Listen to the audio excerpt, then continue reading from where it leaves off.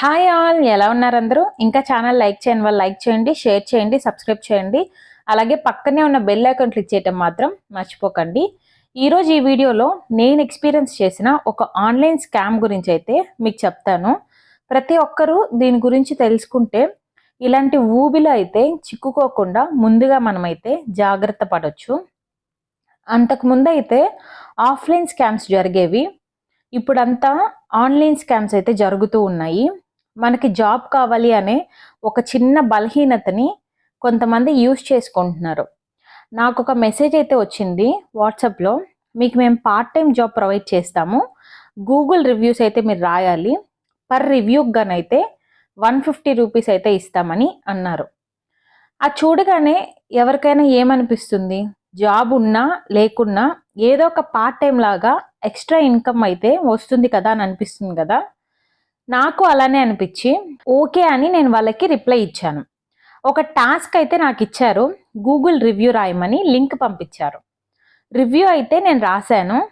దాని తర్వాత వాళ్ళు నేమ్, ఏజ్, ప్లేస్, అలాగే వాట్సాప్ నంబర్ అయితే అడిగారు.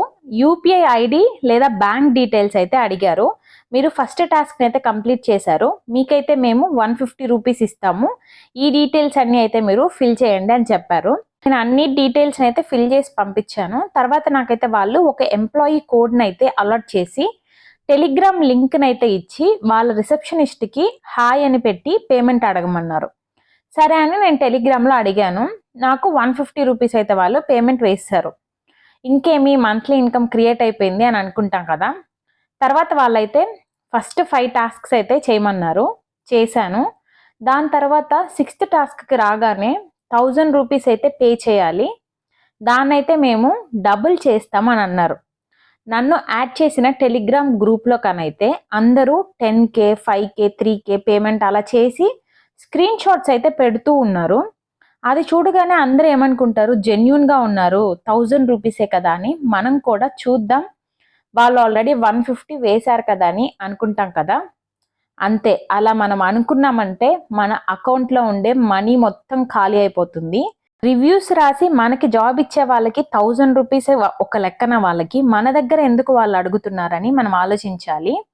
మనమేమనుకుంటాం, 150 మనకి వేశారు కదా, 1000 కదా అని అనుకుంటాం. కానీ అలా మనం చేయకూడదు.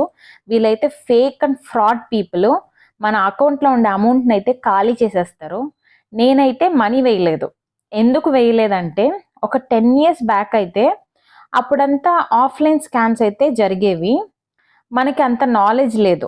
కాలేజ్ డిగ్రీ అయిపోగానే ఏదో చేసేయాలి, సాధించేయాలి అనేసి ఊరి వదిలి ఇంకో ఊర్లో హాస్టల్లో జాయిన్ అవ్వాను. నాతో పాటు ఉండే ఒక ఫ్రెండ్కి అయితే ఎవరో జాబ్ ఇస్తాము, 2000 రూపీస్ అయితే పే చేయమన్నారు. తనైతే నాకు కూడా చెప్పింది, సరే 2000 కట్టేసి ఫస్ట్ మంత్ శాలరీ రాగానే హాస్టల్ ఫీజుని అడ్జస్ట్ చేసేయాలని 2000 అయితే కట్టాం ఇద్దరం. వాడి ఫోన్ అయితే స్విచ్ ఆఫ్. ఇది 10 years back. 10 years back 2000 rupees అంటే చాలా పెద్ద విషయం. అది కాకుండా మిడిల్ క్లాస్ ఫ్యామిలీలో ఎంత కష్టపడి హాస్టల్ కోసం అమౌంట్ ఇచ్చారో.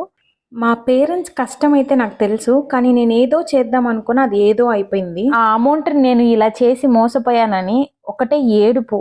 ఎవరికి చెప్పుకోవాలైతే తెలియలేదు. మా అన్నయ్యకి అయితే చెప్పాను నేను. నాకైతే ఒక ధైర్యాన్ని ఇచ్చాడు.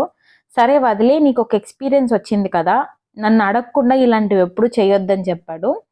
అలాంటి టైంలో అది ఎంత అమౌంట్ అయినా మనకు చాలా బాధగా ఉంటుంది. ఈ సంఘటనని నేను ఎక్స్పీరియన్స్ చేశాను కాబట్టి అప్పటి నుంచి ఒక 100 రూపీస్ ఇవ్వమని జాబ్ ఇస్తామని ఎవరు అడిగినా కూడా నేనైతే మనీయే వెయ్యను. ఎందుకంటే ఇలాంటి ఎక్స్పీరియన్స్ నేను ఆల్రెడీ చూశాను కాబట్టి. మీరు ఇలాంటి స్కామ్స్ ఏదైనా ఎక్స్పీరియన్స్ చేసుంటే కమెంట్ బాక్స్లో అయితే మెన్షన్ చేయండి. ఎవరో ఒకరికైతే ఉపయోగపడుతుంది కదా. ఆ 2000 రూపీస్ అయితే నేను పోగొట్టుకున్నాను కాబట్టి, ఆ ఎక్స్పీరియన్స్ ఉంది కాబట్టి నేనైతే ఆ టెలిగ్రామ్ వాళ్ళకి మనీ అయితే వెయ్యలేదు. వాళ్ళైతే నన్ను వదలలేదు. అమౌంట్ వేసి నెక్స్ట్ టాస్క్ని అయితే మీరు కంప్లీట్ చేయండి, మేమైతే మీ అమౌంట్ని డబుల్ చేస్తామని నాకు మెసేజ్ పెడుతూ ఉన్నారు. నేనైతే నా దగ్గర ఆ డబ్బులు ఉంటే మీ దగ్గర ఎందుకు జాబ్ కోసం వస్తాను, లేవు నా దగ్గర, నెక్స్ట్ టాస్క్ అయితే ఇవ్వండి అని అడిగాను. లేదు, పే చేస్తేనే మీ మనీ మేము డబుల్ చేస్తాము అని అన్నారు. నేనైతే ఒకటే చెప్పా, ఇస్తే ఇవ్వండి, నా దగ్గర అయితే డబ్బులు లేవని.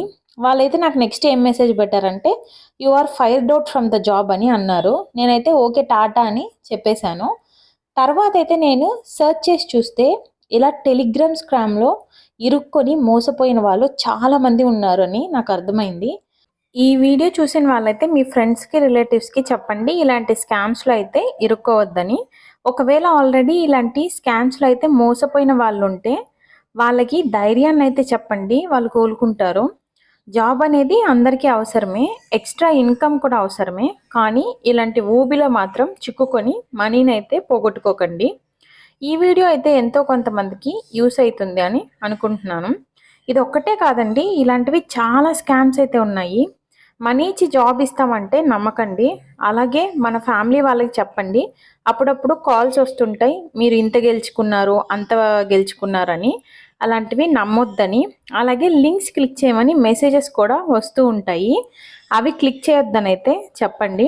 ఇవాళకైతే ఇదే నా వీడియో. ఇలాంటి మరెన్నో వీడియోస్ కోసం ఛానల్ అయితే లైక్, షేర్ అండ్ సబ్స్క్రైబ్ చేయండి. Thanks for watching my video. Stay